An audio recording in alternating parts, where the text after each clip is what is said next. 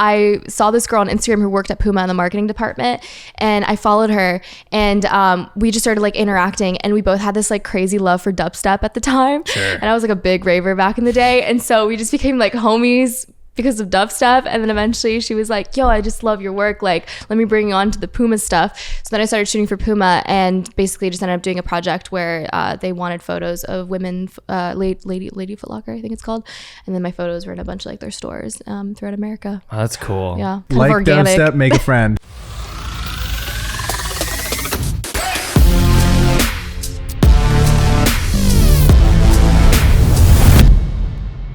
Ladies and gentlemen, welcome back to episode 76 of the 505 podcast. Yeah. Come on, back in town. Okay, before we start, we have a job opportunity for the Rocks. Oh, Bread plus rocks. Okay, dude, I'm really excited. So my good buddy Chris is working on an app called WorkMode. It's a sports-specific app, and they're backed by Mike Lorenzen, who is no-hitter, dude. Yeah, dude, just Big threw a no-hitter no-hitter. guy. Yeah. Okay, so he's sick. Now, they're looking for videographers and potentially like remote editors. Ideally, they're looking for someone in LA or on the West Coast, but remote editing work is also an option. Check the description, the show notes.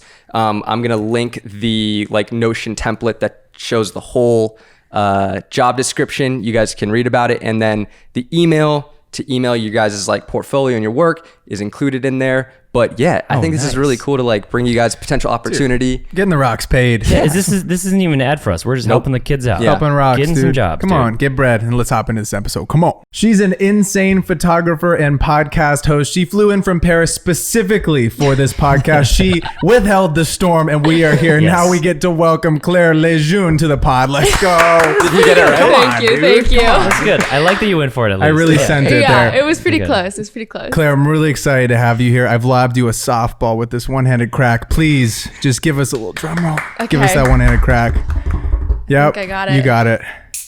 Oh, it's pretty Oh, good. this is harder than I thought it would be. Yeah. Okay. You opened it though. Give us a little Was spin that around. okay? No, yeah, it's good. Give us a little spin with no, like a, this. that, I haven't seen. It's, Swirl it up. Yep. it's just like a swirl of red wine. Okay, we you have know? a brutal dent there in the side. I really thought you Oh, you You snuck didn't it tell by. her. not allowed? You didn't tell her not to. Just You know, saying. it's more so frowned upon. You know, it's allowed. I'm just so strong. You're super I'm so strong. Sorry. Been hitting the gym. We're gonna allow about a 4 or 5. Welcome to the show, Claire. Thank you. just too much finger strength, really. Yeah. So you came in specifically for the pod. We sent the Literally jet. just for Yeah. this. And what was the flight in like? When'd you get in? I got in. What's today? Monday. I got in Friday. Friday. So- Just in time for the hurricane. Pre-hurricane.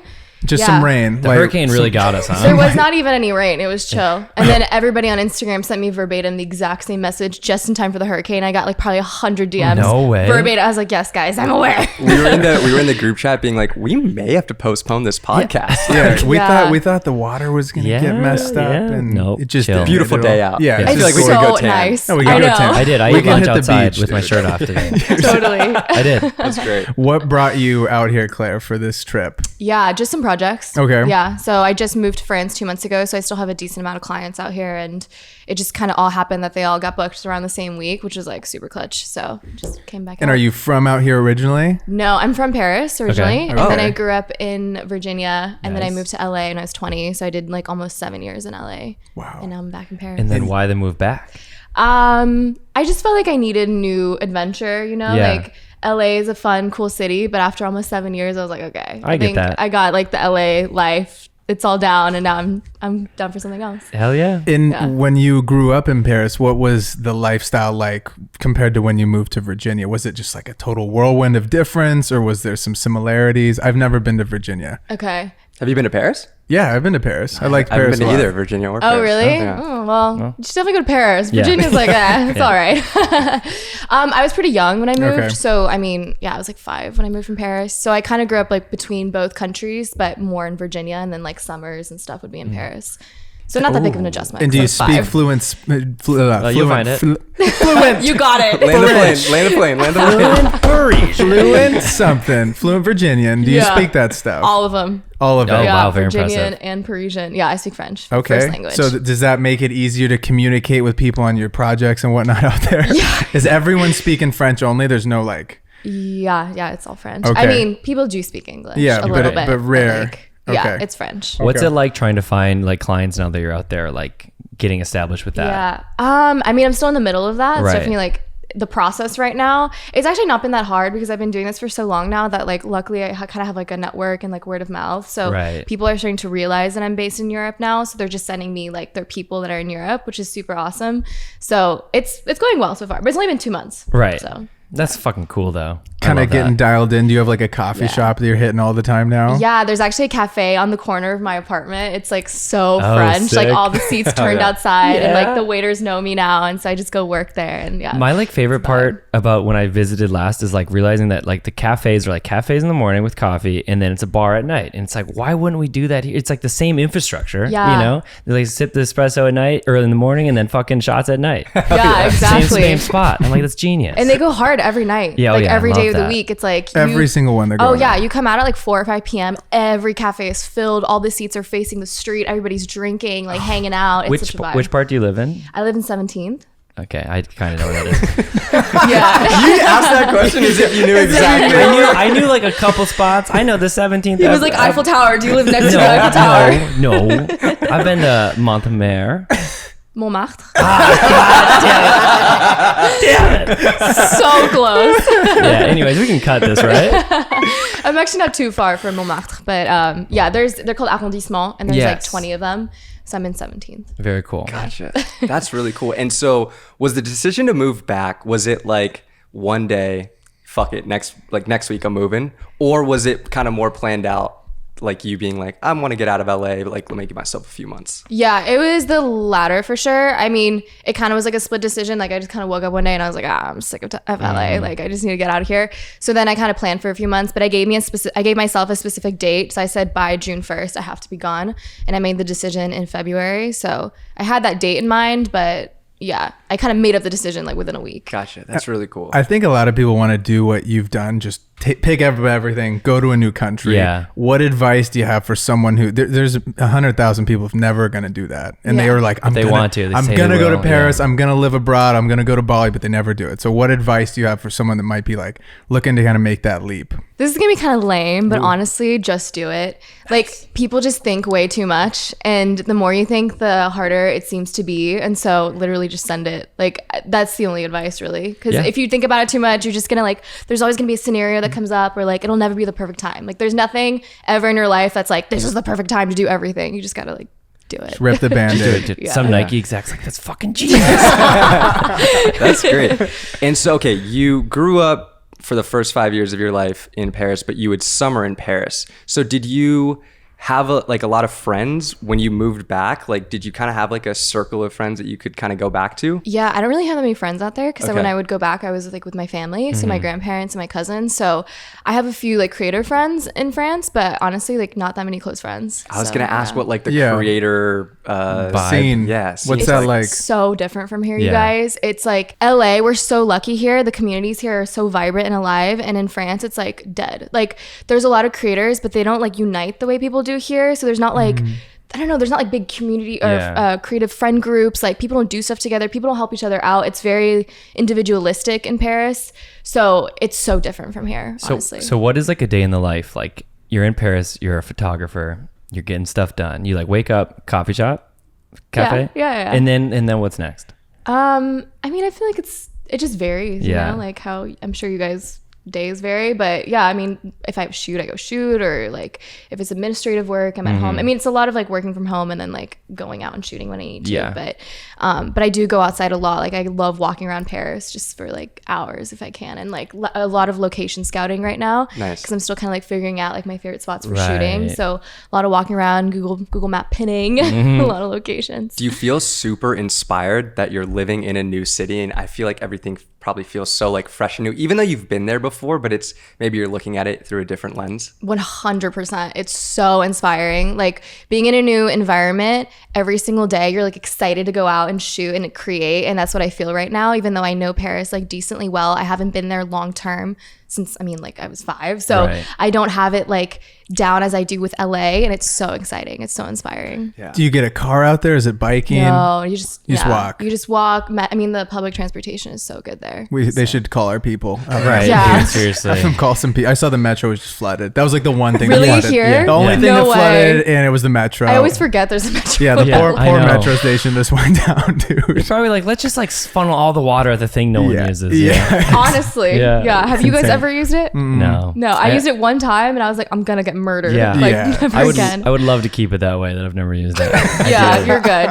When you were back here in LA and you have like this camp, this base camp, right? You're working with are monthly retainers, or is it a lot of one-offs? Both. Okay, both. And so did your retainers get to come with you, or has a lot of that work like stopped and you've had to find new retainers out there? It's been a little bit of both, but actually surprisingly a lot of my clients were like super hyped that I was moving to Europe, because instead of going through an agency in Europe and like having to put so much more budget behind getting creators in Europe, they're like, well, we already have you, been working with you for forever, so we're just going to keep this retainer going. So it's actually been super clutch that a lot of my clients just were hyped. I mean, and Sick. why wouldn't you want a sick Paris photographer Right. just on your list? You'd be like, okay, great, that's perfect. We Yeah, can send totally. out models there, or you could even source them out. How is that? Yeah. Like, is that what's that like out there? Sourcing models and whatnot. Same as here for me personally. Okay. Like, I mean, it's just connecting a lot of people on Instagram, and like I said, I have a little bit of a network already. So like it just kind of builds and grows as I go. But it's honestly great because I work with brands mostly. So many brands do want to expand their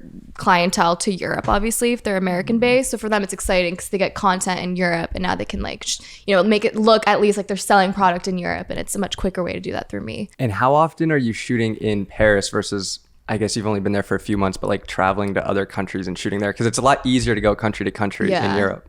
I mean, I shoot a lot in Paris, but Okay. I mean, both. Like I was in London last weekend, and yeah, it's so easy to travel. So I mean, like if I have a project and they want me to like go to Portugal, it's like great. It's like $60 Right. round trip to go to crazy. That's so Portugal. fun. I gotta move. Put it on the dude. invoice is $500. Right. Like, I'll travel for work and it'll be like, I'm going to, no offense to Costa's girlfriend, like Lafayette, Louisiana. Dude. But like, if you're in I Paris, still have never been. same There's a distance. It's reason like, why? oh, I'm going to Portugal, dude. I'm going Yeah. to Malta Yeah. for a shoot. That's so much more fun. The south of France. That's great. It's so sick. That's so fun. Do you have any places that are on the agenda for just fun travel while you're out there right now? I know you're just getting settled, but Yeah, no, I do. I'm going to Ireland next week, and then I'm going to Italy, and then I might go to Uganda. I'm still thinking that one over. Oh, fun. Because it's like, that's a send. Yeah. But yeah, and then probably just gonna hop around because it's so easy and the weather is nice Dude. right now. Are you a pre-check kind of girly, or you just like don't do pre? Yeah. Okay. Do they have pre-check in Europe? I don't think Actually, they do, right? I think global entry. Oh, yeah. Global entry? Yeah, that's right? huge. But that's to come in. That's not technically like. That's to the come into the TSA. US. Yeah. Oh, is that not vice versa?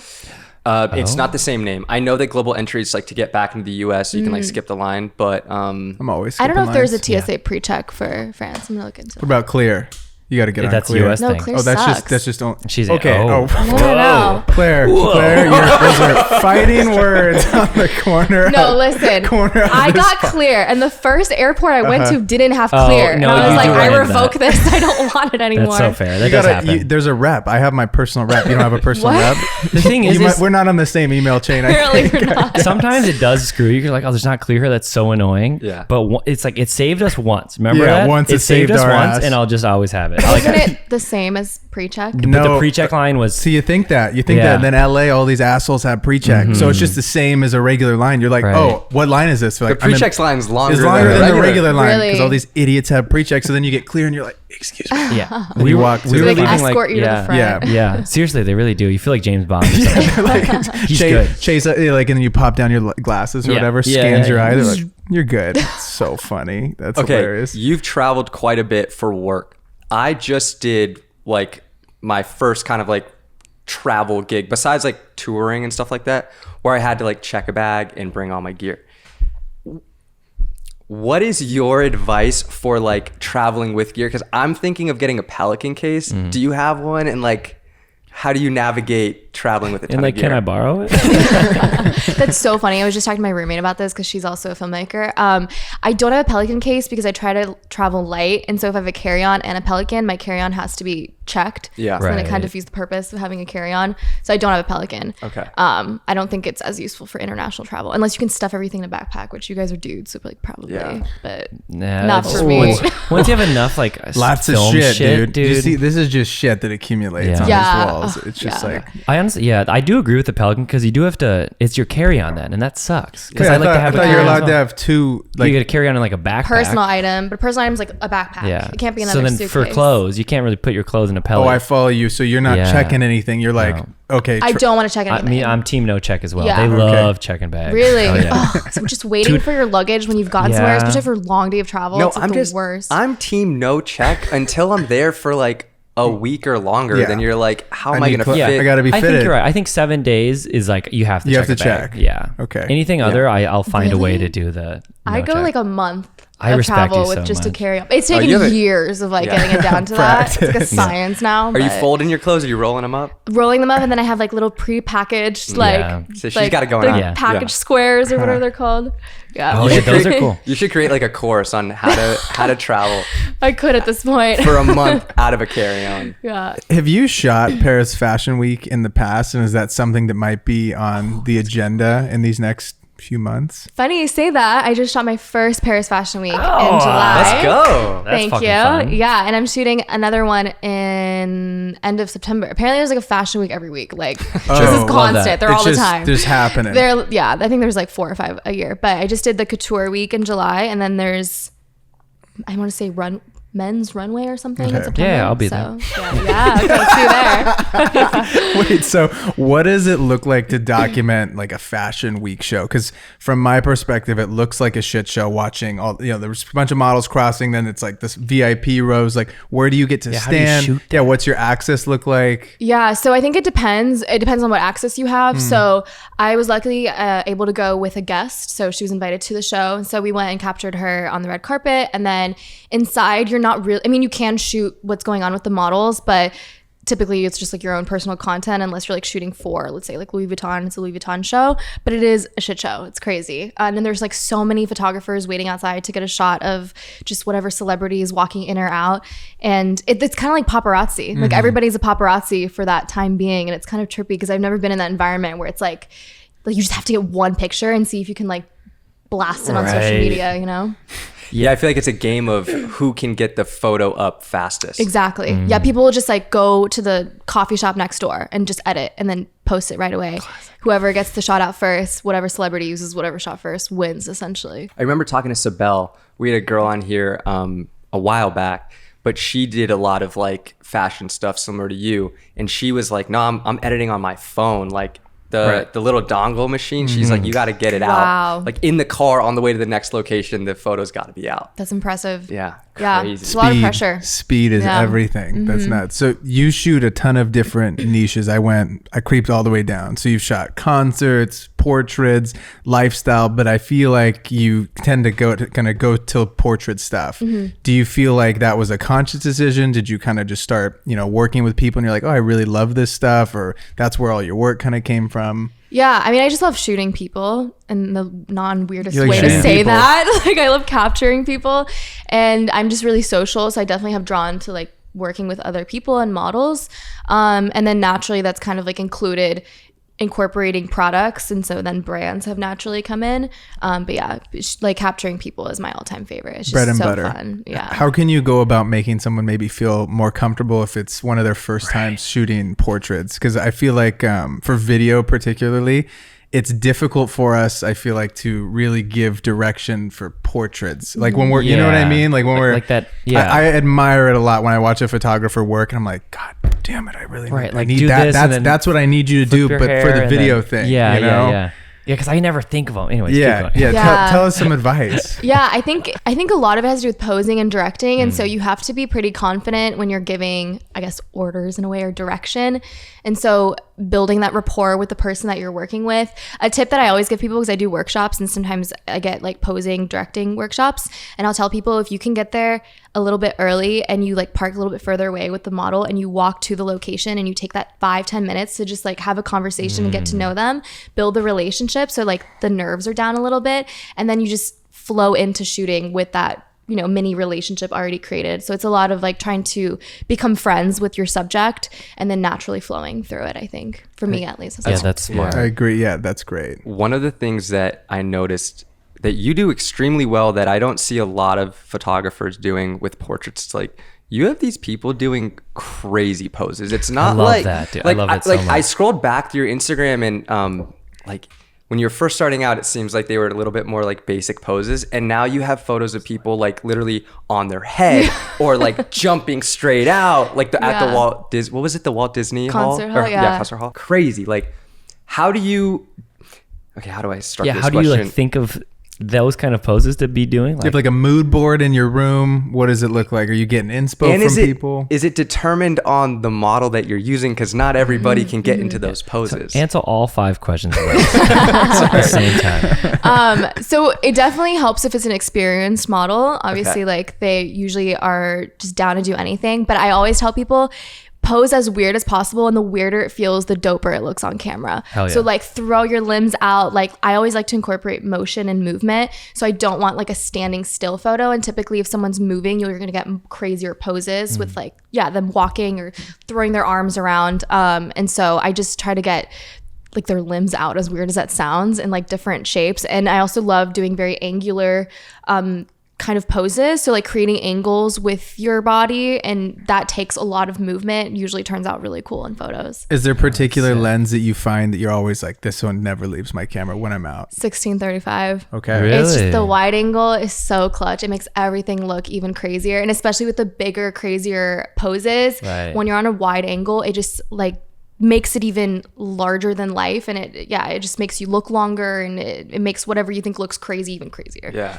I feel like when you're starting to do portraits, it's like long lens because it's like the classic portrait, and then like the more experienced, like the really dope portrait photographers are always like wide as fuck. That's so true, because I think people assume that like if you have a lot of bokeh, that's what makes a good portrait. 85 is where they sit, right? Exactly. But then typically if you're shooting that low, then it's like one eyeball in focus and like nothing else, so no, I love the wide angle. It's sick. That's dude. awesome. That. Backtracking back to Paris real quick. You got to shoot at Claude Monet. Is that okay? Wow. What was it? Thank you. How did that come about? Yeah, that was actually so random but super cool. So I have a friend that shoots for Beautiful Destinations, and so they were shooting I think an ad or a campaign or something for, I want to say Dubai Airlines. What's the airlines? Emirates? Yeah. Dubai Airlines. Close enough. Same thing. Emirates. And so I think they have like a new flight that goes straight to Paris or something. So they were filming an ad for that.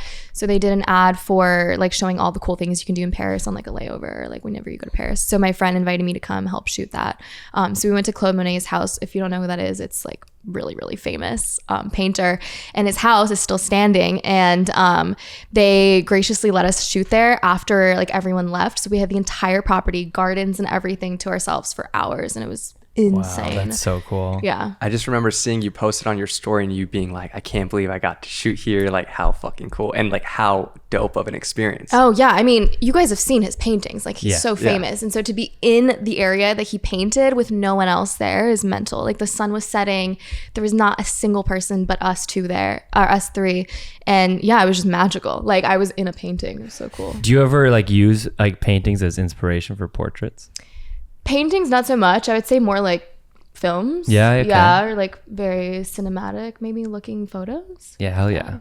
I was just wondering. I was throwing it out there. You know? Yeah, no, but maybe I should. That's a good idea. So you also have a podcast. You're not new to this game. So it's called the Shoot Your Shot podcast, and it's with your buddy Georgia. Yeah. When did you start this, and how has it been having a podcast? Yeah, it's been a wild journey. I would love to chat with you guys about this, because I'm sure you guys have had a crazy experience with podcasting as well. But yeah, it's been really good. We started recording November of last year, so it hasn't even been a year, so it's still pretty fresh, pretty new. But yeah, it's been so different from like what I'm used to. It's a completely different side of your creative brain, and it's been way more difficult than I thought it would be, but it's been really fun. And That's so true. Does she also do photos, or is she video? She does more video and then like travel content kind of stuff. Oh, cool. And so what does the pod usually kind of go around? Is it like people asking you guys questions, or is it topics that you find interesting? Yeah, it's It's topics. So we bring on guests, and then for episodes that's just us, it's usually like specific topics that we want to talk about. But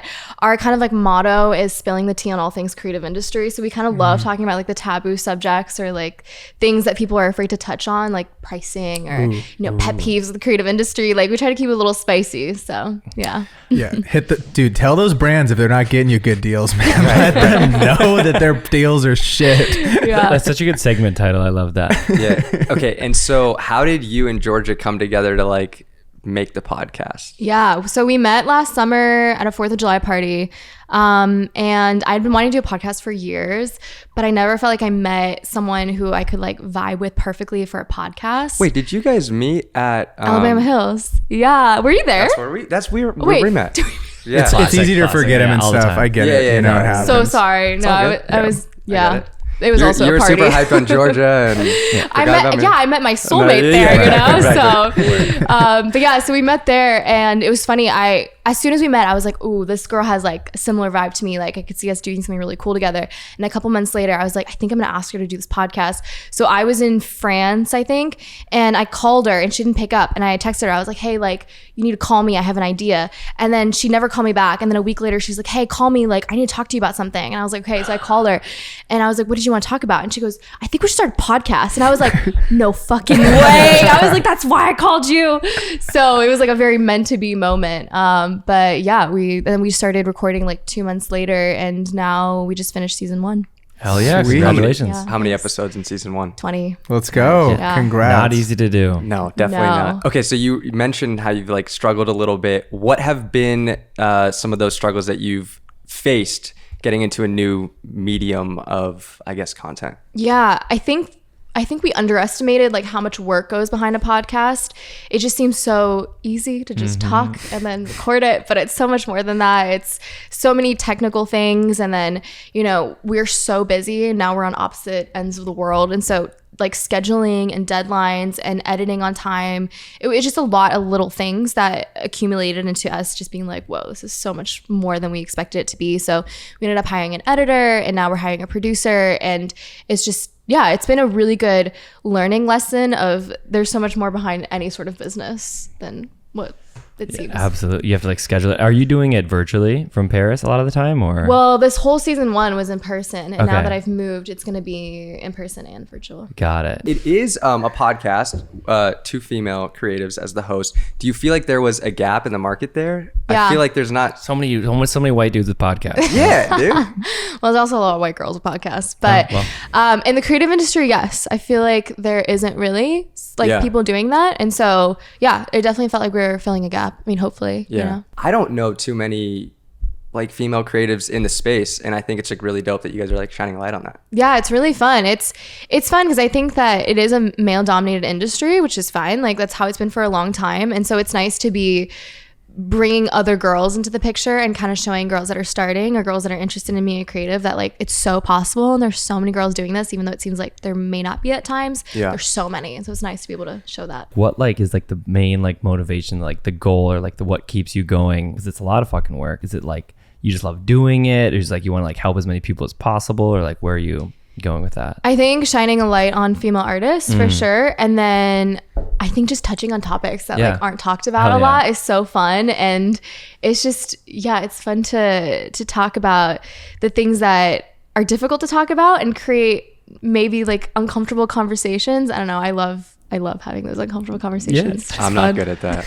What? Give me like an example. Yeah, Like give us one. The Give most us uncomfortable. What's an conversation. uncomfortable one? Yeah, like pricing, like specific Right. pricing. I feel like people gatekeep actual Totally. numbers. Yeah. And so talking about specific numbers or like how to get clients, like people will just be like, oh, well, you know, word of mouth. It's like, what does that even mean? Like, Right. how do you actually build a career in the creative industry? And so just giving like very specific things that I feel like typically people say for like workshops or courses or don't want to give out all the tips, you know? I love that. No, Yeah. definitely. We talked about it like a few episodes back on pricing Pricing? for like hours. It was so fun. But Pricing guide's still coming. it's still coming. soon. Yeah, it's coming soon. But no, it's interesting because you make a very fair point. Like when I was starting, no matter who you DM, email, no one's given you their rates. They would either just leave you on red. Right. Yeah. And so it's nice. That's awesome that you guys are doing that. It's so helpful for everyone. It's great if you're telling your rates. It also helps people because if you're charging nothing, you're fucking up the entire economy of this creator industry if you're not charging enough, or you know what I mean. Yeah, so totally. it's very interesting and it needs to be talked about more. I had a shower thought earlier today, actually,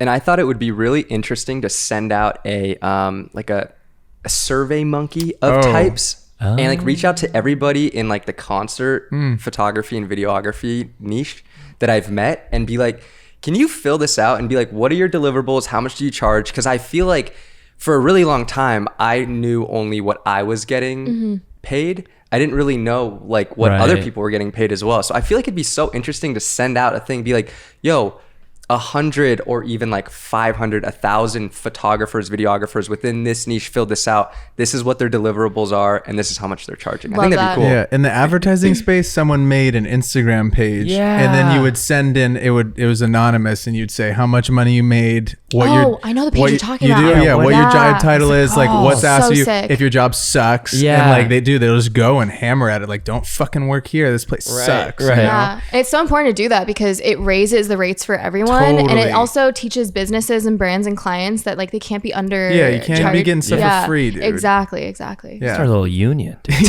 Honestly, there's so many of us now. There should be. Do you have any advice for someone wanting to start a podcast? I would say go in with actual real ideas and like write everything down first, and don't just like go for it without anything planned out, because that's kind of what screwed us over a little bit, was not really taking the time to outline everything and also to give each other specific roles within the podcast. I don't know if that's been an issue for you guys or how you guys have done that, but we were kind of just both handling everything. And so it would put like too much stress on both of us when we were all trying to tackle everything together, instead of just being like, you're really good at this. These are your strengths and these are your weaknesses. So you're going to handle like sponsorship management, or you're going to handle like managing the editor. You're going to handle social media, instead of like us trying to put in like 50% into both or all things. It was helpful to give ourselves specific roles within the podcast aside from just hosting. Smart. Yeah, I think that's helped us a lot. Having Kostas edits our pod, and so shout out Kostas, because we'd be screwed if he didn't edit the pod. It helps so much having someone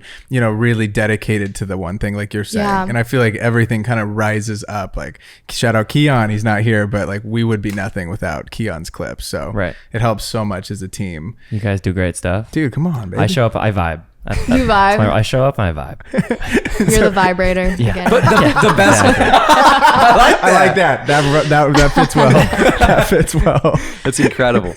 You brought up the workshops that you do, and I want to talk to you about that because I've never attended a like creator workshop of any kind, but also we've talked about having like live events, and I think it'd be really cool.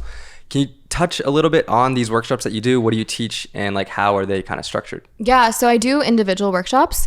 So I don't do group ones. And these can be virtual or in person. So there's an editing workshop, a shooting workshop, which is usually a lot of like teaching how to direct and pose models. And then the one that is booked the most is the business workshop. And so that's basically taking someone at the very beginning of their career and kind of giving them a guide on what to do, how to get clients, how to reach out, how to cold email, how to present themselves. Like, I mean, all the business aspects of starting a photography business. That's so important. Yeah, I mean, I feel like that it's just interesting that everyone wants like to do the creative, but like the thing that people need help with the most is like, it's always the business. You know what I mean? I was about to say, I feel like it's low-key 60-40 to the side of business. Oh, yeah. Because I think that most of the people that at least DM us, they're lost with business. And they're going to be a starving artist. And that's exactly what you don't. That, like, the reason why we do this, because it's really cool and fun. We get to do something we love, and you get to make money, happening to do the thing that we love, which is sick. So right, but there's so much more into making money. Absolutely. Like, and unfortunately, there is no guide on how to be a successful creator, because it's still such a new industry, and there's no like, you can't go to school really for, I mean, you can, I guess, in a way, but like, not really. Not really. Like, you can go to school for like photography or filmmaking, but it's not really going to teach you the business side. So a lot of it is just having to learn on the go. And so there's so many things I wish someone would have told me at the beginning. Just simple things like get a fucking contract, like it's such a simple thing to do. But like when I was 20, I wasn't thinking about that and it got screwed over. So all these little tips, like hopefully it helps someone further their career faster. And then like you said earlier, it helps all of us long term. So Okay. Okay, besides a contract, is there like a specific mistake you see beginner photographers making? Yeah, I would say doing free work or like severely undervaluing themselves, or pricing themselves just based on the actual time shooting and not the time editing or the time in pre-production. That's a good one. Like all of that, it just accumulates to so much more time, but it's a lot of the free work.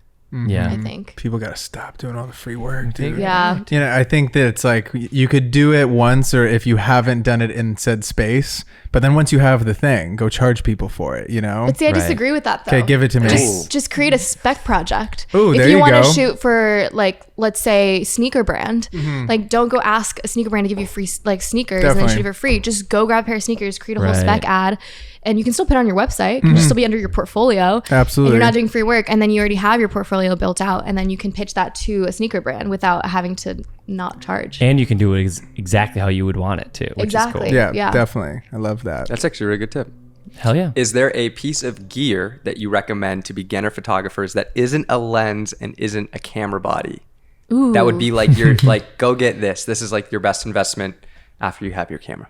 An SSD hard Word. drive. Yeah. Gotta be fast. It's like very technical, I Yeah. guess, and kind of boring. But yeah, I was playing around with some horrible hard drives at first, and I lost a lot. So Yeah. a good hard drive. Lacey's? Yeah. Lacey's are trash, Yep, dude. they are. They're trash. Let them know. Gotta you- cancel those Lacey. No, I Stupid gotta- orange drives are trash. Yeah. Just like your storage. Yeah. Like Yeah. backing up all your photos. Which is like another expense that you got to think about when you're pricing too. Totally. Because it's like, I got to buy a $200 hard drive for all this stuff. Like, you got to put that in. You know? Oh yeah, Yeah. even things like Dropbox or Pixieset or your Right. Adobe software, like all of that costs money, and that goes into how you charge. Is Pixieset how you deliver like a gallery of the photos? Yeah.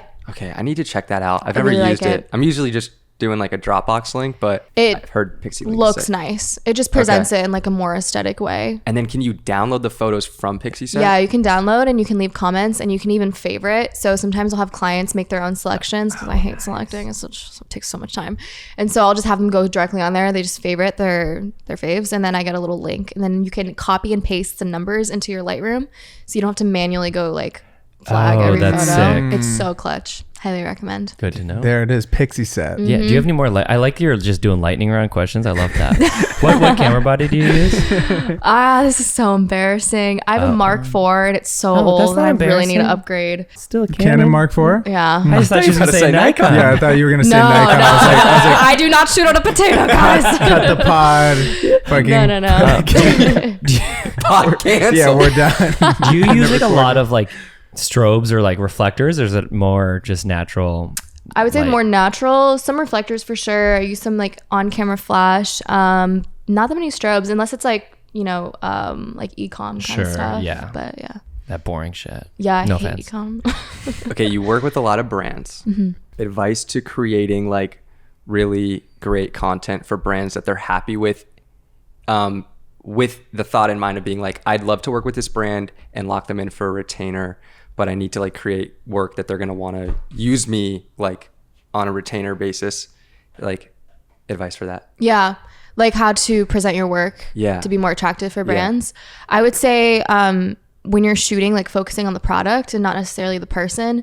And so if you're wanting to shoot like sneakers or like you want to shoot for Monster, like making the shoot about the product, but also putting the product in places that you wouldn't actually see it in real life. So I love incorporating like editorial photography with product photography. So taking a simple product like a can and then just making it as wild as possible. So like the product is still the main focus, but there's like crazy stuff going on in the background, like whether it's like a crazy pose or like throwing the can in the air and like just making it really attractive to look at.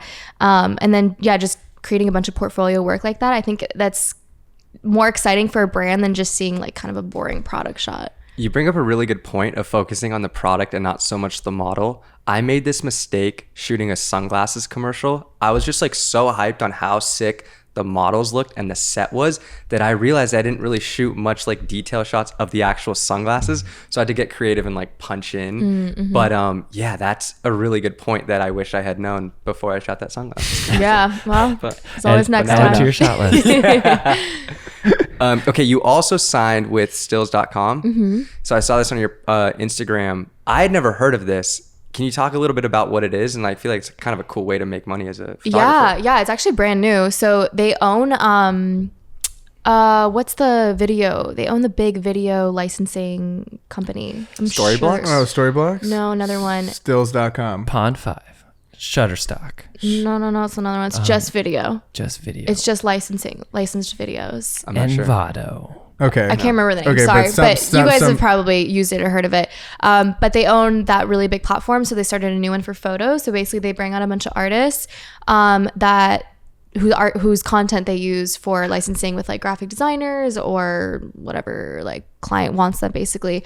So they rep a bunch of artists and then they manage all of your usage and licensing agreements essentially. Oh, that's great. So it's like a mini, well not mini, they're pretty big. It's an agency for just licensing, which is nice. So you never have to negotiate that stuff. That's on your great. own. Do you get a good fee from it, or do they take a majority? No, you get a good fee, and then you also, it's really cool, you actually get to decide how much is allocated to you into the model, whether the model's paid, whether there's royalties, and so you just put all the photos that you want on the platform, and then essentially they go through and sift through them and then decide which ones are going to go live on the platform. And then additionally, for example, today one of my retainer clients said that they might be having a bunch of billboards and they wanted to use some of my photos, and so I have my rep from Stills basically negotiating everything great. because it's licensing the photos that I have. That's sick. Yeah, that's so then you're clutch. just like getting like, oh, someone licensed it. Boom. Yeah, Buy my, whatever. exactly. Yeah, it's really cool. Speaking of licensing, in 2019, you had your first like published photo, Puma,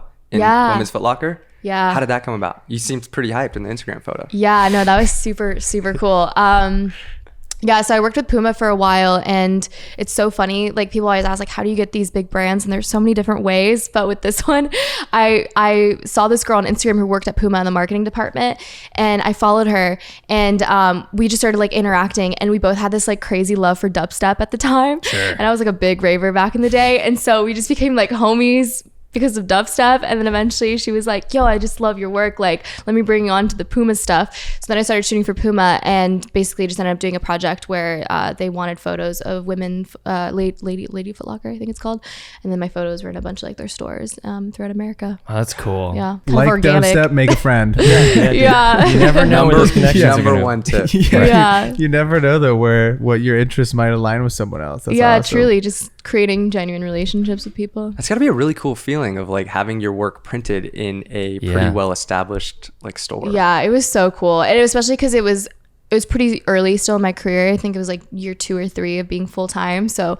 like walking into a store and seeing my work printed out like in front of the Puma section of the store was wild. It's so much cooler than seeing it on like even like Puma's like Instagram. No matter like how many followers they have, it's just so much cooler like having like a tangible piece of work that you did. Just Oh yeah, rad. work printed is a whole different Yeah. vibe. It's just like materializes it in such a beautiful way. hell yeah, dude. Do you sell prints at all? I don't. Okay. No. Just I shoot a asking. lot of portraits, so I've never That's really fair. thought like, do Right. people want random people's faces on their walls? Like maybe. Maybe. I don't know. Hotels. Claude Monet, Yeah. he would want it. True. He Can you knows everything. He imagine? knows everything about the French painting I renaissance. sell my portraits to Claude Monet. To Well, he's the dead, estate. but- To That'd the be- estate. State. That'd be so. But I also feel like the fact that you had it early on in your career is pretty, I guess, inspiring to yourself, right? You're like, oh, I must be doing something right if I'm getting my photo printed out in a Lady Foot Locker. Yeah, it was very motivating, and I think it came at a good time where I felt like my career wasn't going anywhere. It had been like 2 or 3 years, and obviously it takes time, but I was like, damn, like when am I gonna have that like little break, you know? When are people gonna like start seeing me as the artist that I think I am?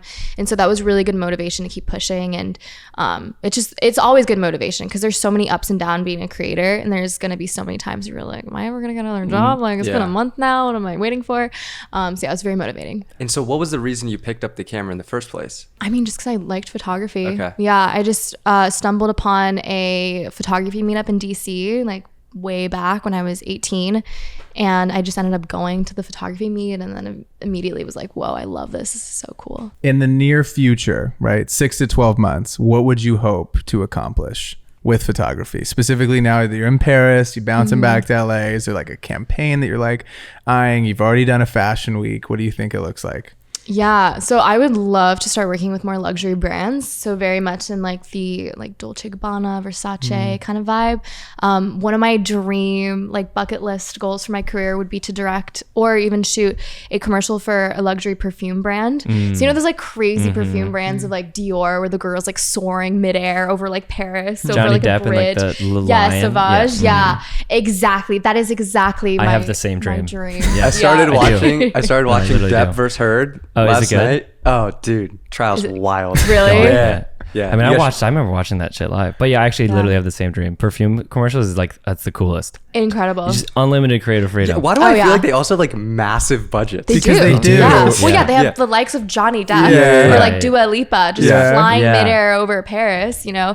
Yeah, it's sick. crazy. They're down for anything, which I think is what's exciting about it is like, I feel like I could pitch anything. They'd be like, yeah, we're down to bring an elephant onto the bridge. As long as it's just like weird. Yeah. Yeah, exactly. So fucking cool. Yeah. Well, that's sick. We're gonna have you back on once you Do the that. perfume. Yeah, I'm working on it. And hopefully directing some more too, because I would love to direct more. Hell yeah. Some videos or some photo shoots. Video.